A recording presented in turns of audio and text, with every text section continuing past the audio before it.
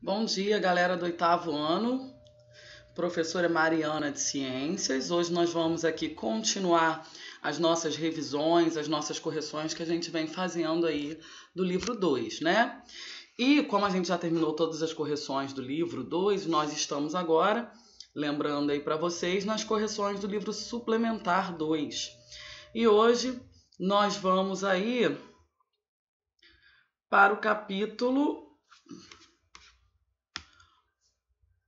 Nós vamos fazer a correção aí do capítulo 8, né, que é reprodução sexuada e a variabilidade genética, né? Enquanto a gente está fazendo aí essa correção, a gente vai relembrando um pouco do nosso assunto, tá? Então vamos lá. Começando aí, aqui eu tenho as respostas, bora aí, galerinha, pegar o livro suplementar, tá? Pra gente botar ele todo em ordem bonitinho. E eu tô com o livro aqui na minha mão, conforme eu for lendo, que tiver imagem eu vou mostrando pra vocês e vocês vão acompanhando aí comigo com o livro, tá bom? Vamos botar em ordem aí bonitinho. É a página 73 do livro suplementar, tá? Capítulo 8. Número 1. Sobre as formas de reprodução, assinale a alternativa correta. A. Na reprodução sexuada, o indivíduo pode se dividir e originar outro organismo idêntico a ele. Na reprodução sexuada, só para lembrar, acontece troca de DNA, troca de material genético, troca de gametas normalmente, né? Então, esses indivíduos, eles têm uma variabilidade genética maior. Esses indivíduos, eles vão ser uma mistura de material genético aí do macho e da fêmea. Então, eles garantem, sim, uma variabilidade genética. Vêm indivíduos diferentes, não vêm clones. Então, a letra A é mentira, que está dizendo que vão ser organismos idênticos. E na reprodução sexuada não é assim. Isso seria o que equivale à reprodução assexuada. Letra B. Planárias e seres humanos, entre outros organismos, realizam reprodução assexuada. As planárias, elas podem se reproduzir assexuadamente, sim, por regeneração, né? Fragmentação. Já os seres humanos, não. Nosso tipo de reprodução é a reprodução sexuada. Então, a letra B não é verdadeira.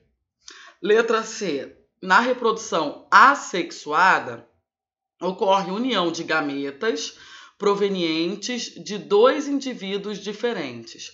Também está errado. Isso equivale aí à reprodução sexuada, né? Que é uma troca de gametas do macho e da fêmea, espermatozoide e ovócito, né?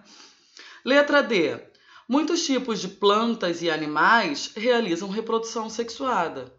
Essa é a alternativa correta, tá? Muitos tipos de plantas e animais realizam a reprodução sexuada. A alternativa D é a verdadeira. Número 2. Analise as tirinhas abaixo e assinale a alternativa correta. Aí eu tenho aí, planárias. Você está grávida? Sim. É menino ou menina? Sim. Às vezes eu esqueço que somos planárias. Tá aqui, ó. Tirinha, a primeira tirinha, e agora a gente vai ver aqui a segunda tirinha, que é também das planárias, ó. Tá aqui. E ela diz o seguinte: se os Jedi fossem planárias, as lutas não teriam fim. Ó, eles estão lutando e eles partem um ao outro, né? E o que acontece na última tirinha? Mais planárias, né? Porque eles têm um tipo de reprodução assexuada por fragmentação, né? E a primeira tirinha está querendo representar o fato de serem hermafroditas, né? Possuírem os dois sexos no mesmo indivíduo.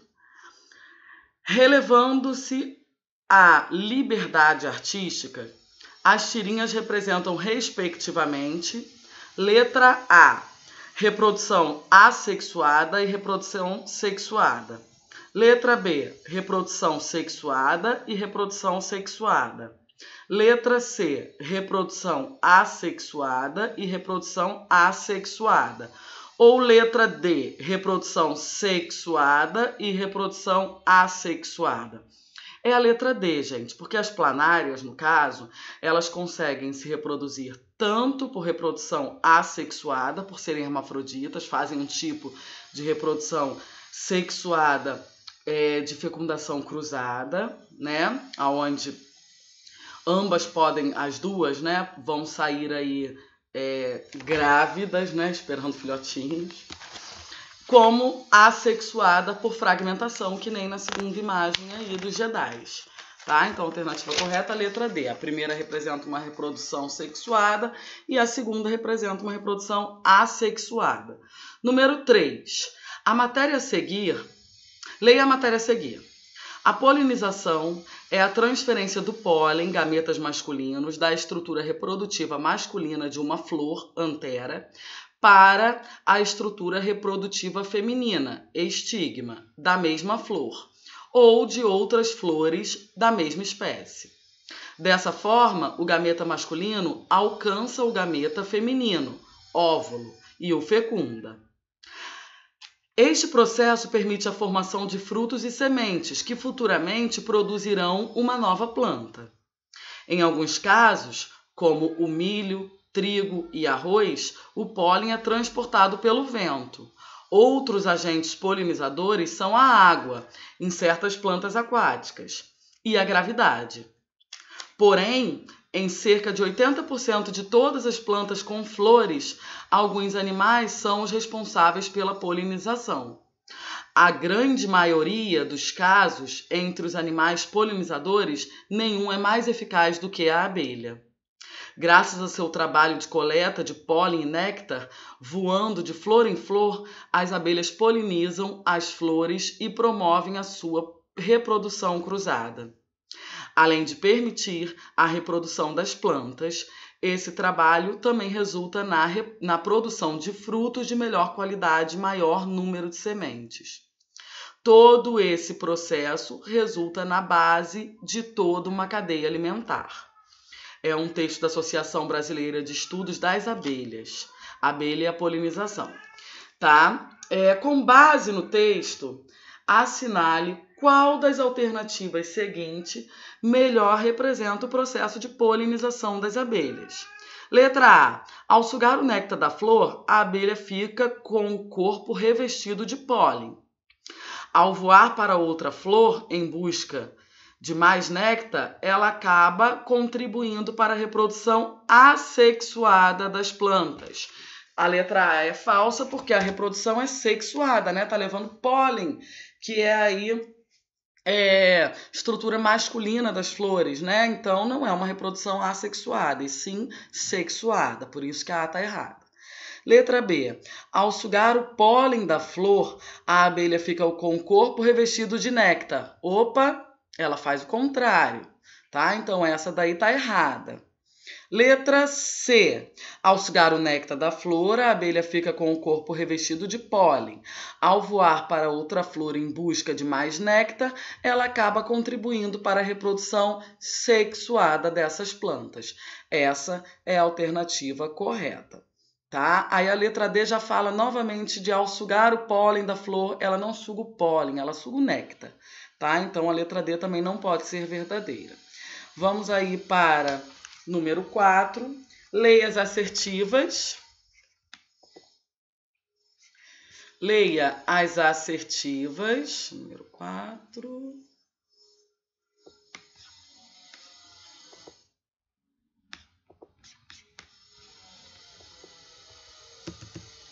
Leia as assertivas. A seguir, classifique-as em verdadeiro ou falsas. Verdadeiras ou falsas. Em seguida, reescreva as frases de modo a torná-las corretas. Então, vamos lá. Letra A.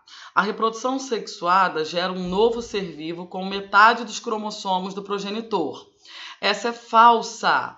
Vamos corrigi-la logo. A reprodução sexuada gera um novo ser vivo com a mesma quantidade de cromossomos do progenitor. Tá? Não é metade, isso que está errado. Letra B. A reprodução sexuada é normalmente observada em organismos pluricelulares. Verdade. Letra C. É possível gerar clones por meio de reprodução sexuada? Não, gente, essa é falsa, tá? Vamos corrigi-la. É possível gerar clones por meio da reprodução sexuada e gêmeos univitelinos são um exemplo disso. Aqui tá perdão, é impossível, tá? Que estava escrito gerar clones por meio de reprodução sexuada. O que é mentira, porque dá para gerar clone quando a gente tem gêmeos idênticos, né? São clones. Os dois são totalmente idênticos. Letra D. Os genes determinam diversas características dos seres vivos. Verdade. Letra E, variabilidade genética é uma vantagem intrínseca à reprodução sexuada. Verdadeiro também. É uma vantagem da reprodução sexuada. Número 5. Sobre a reprodução sexuada em humanos, é correto afirmar que... Letra A. O pai fornece 46 cromossomos por meio dos gametas. O filho terá 46 cromossomos. Isso é mentira. A mãe oferece 23 e o pai 23. E o filho terá 46 cromossomos, a soma dos cromossomos do pai e da mãe. Então, a letra A não está correta. Letra B. Cada progenitor fornece 23 cromossomos por meio dos gametas. O filho terá 46 cromossomos. Essa é a alternativa verdadeira. Mas vamos ver as próximas. Letra C. Cada progenitor fornece 46 cromossomos por meio dos gametas e o filho terá 92 cromossomos. Falso. A gente já viu que é 23 mais 23 e terá 46. Letra D. A mãe fornece 46 cromossomos por meio dos gametas e o filho terá 46 cromossomos. Falso também. Então, a alternativa correta, letra B de bola. O pai e a mãe fornecem 23 cromossomos cada e o filho vai ter um total de 46 cromossomos. Número 6. Leia a matéria a seguir. Fertilização in vitro.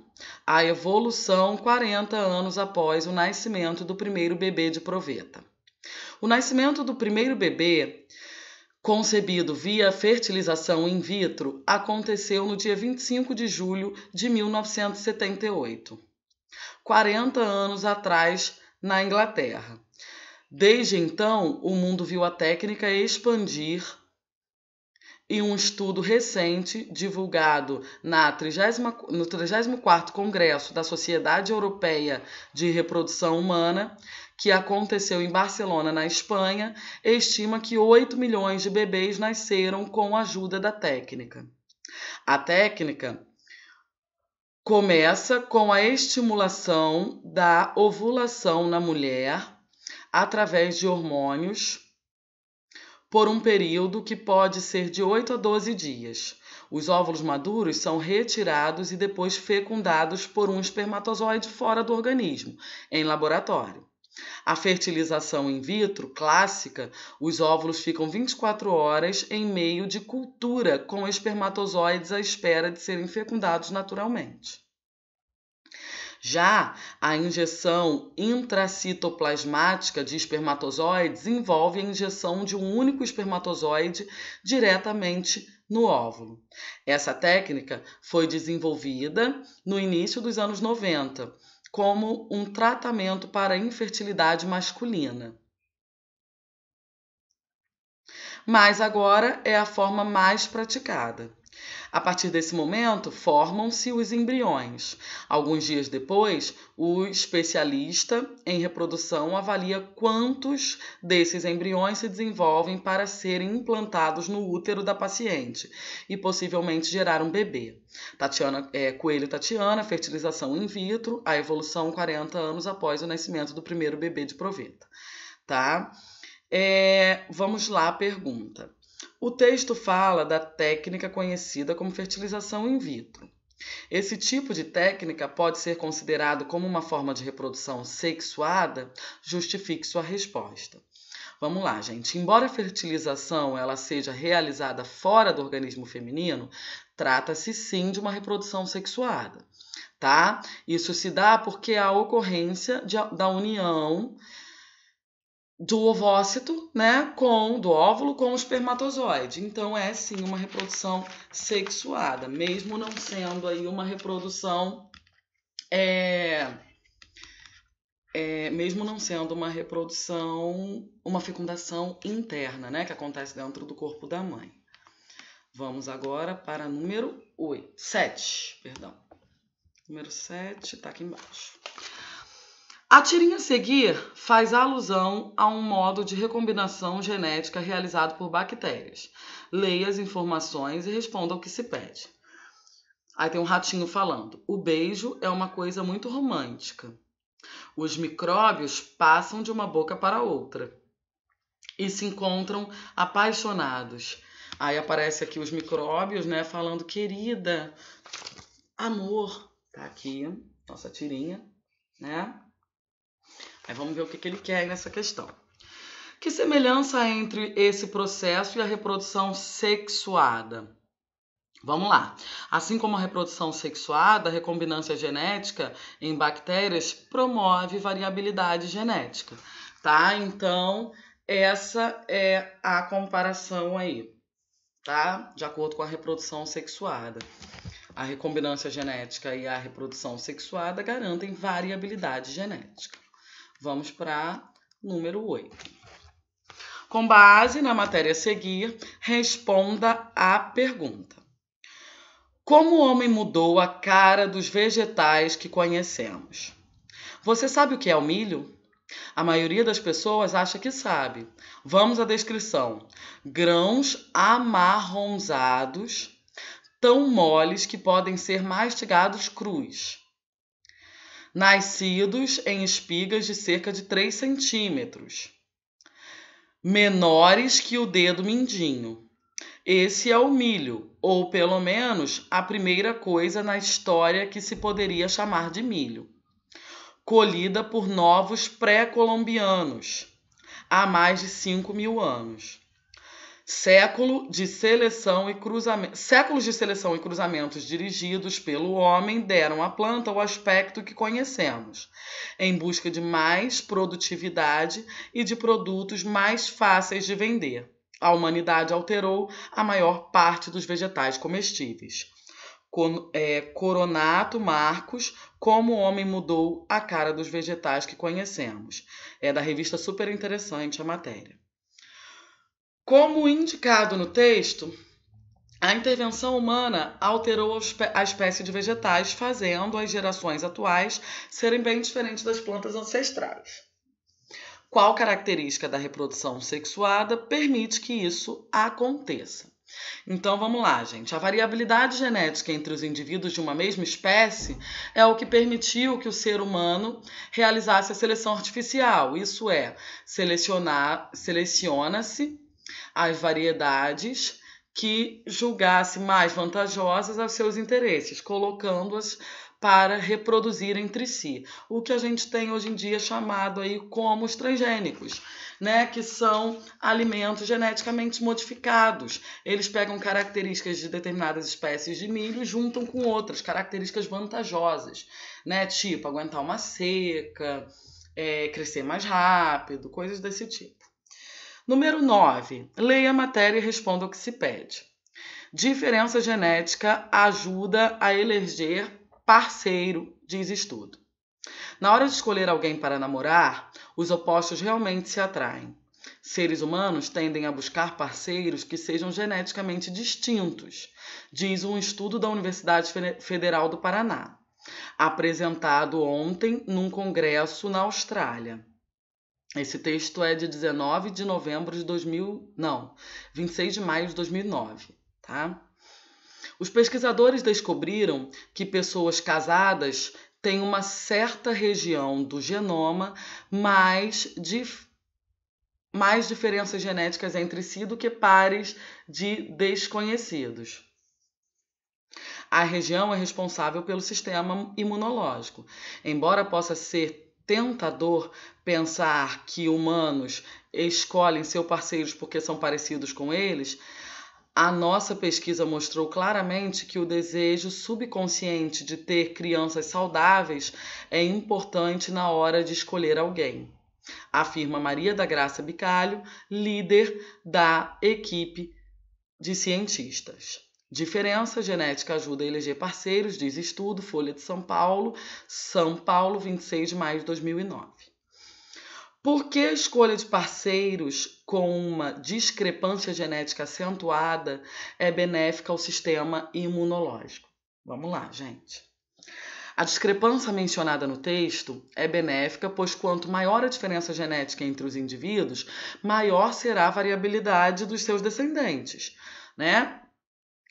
Consequentemente, com um sistema imunológico mais diverso, possibilita-se um combate mais amplo de doenças e infecções. Quanto mais variabilidade ele tiver, mais combate aí a doenças e infecções ele pode garantir, tá? Então vamos aí para número 10 e última questão do nosso capítulo 8. Classifique as afirmativas a seguir em verdadeiras ou falsas. Letra A. Qualquer célula de um organismo pluricelular pode realizar a reprodução sexuada.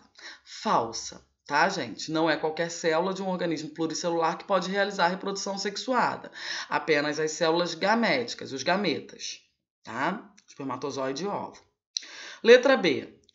Até entre filhos dos mesmos pais, há uma considerável diferença nas combinações cromossômicas. Sim, verdade, é a variabilidade genética, verdadeiro. C. Devido à sua simplicidade, o mais provável é que a reprodução assexuada tenha